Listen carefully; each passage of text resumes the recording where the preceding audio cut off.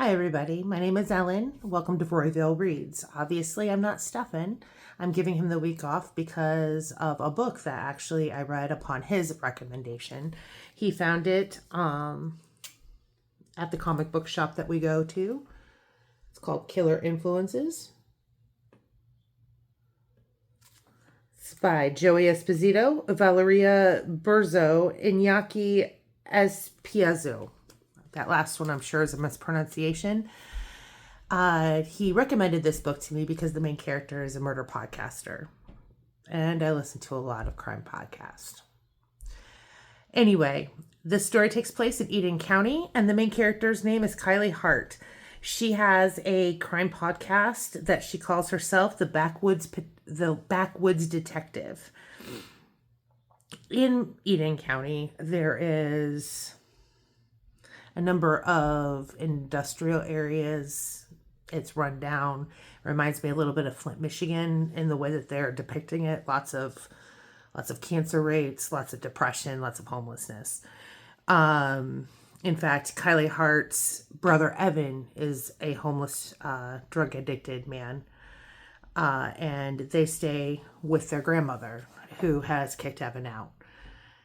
They stay with their grandmother. She stays with their grandmother in the house that is their father's. So there's some backstory there that I'm sure in future issues will get a little bit more fleshed out. In Eden County, there is a serial killer that she has taken to calling the Wrangler. He strangles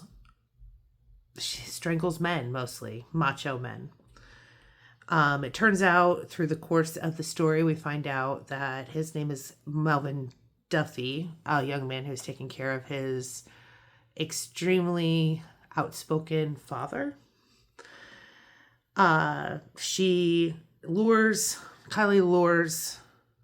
the Wrangler into revealing himself by stating that her chat is encrypted. So he comes to mock her, to taunt her, and she traces his IP address back to his home, and she stakes out, but he catches her. In that confrontation where he catches her, she basically tells him that she can help him.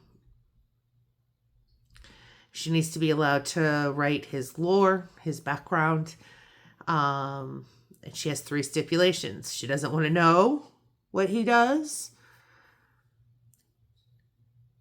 She needs to know how she knows that he's not going to kill her. He says you don't. So that stipulation actually, whatever. And then she needs him to tweak the method because in order to become a media darling serial killer, you need to have a methodology that's a spectacle. So the last murderer of this issue earns Melvin Duffy the nickname of Caddyshack Murderer. I don't want to get into why, but it has to do with eyeballs and tees. Golf tees. Yeah. It's a very well written book. I'm really looking forward to the next issue.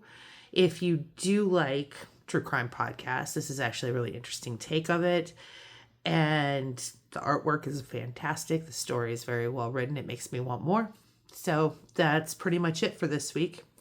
Killer Influences. Have a good week. Keep reading.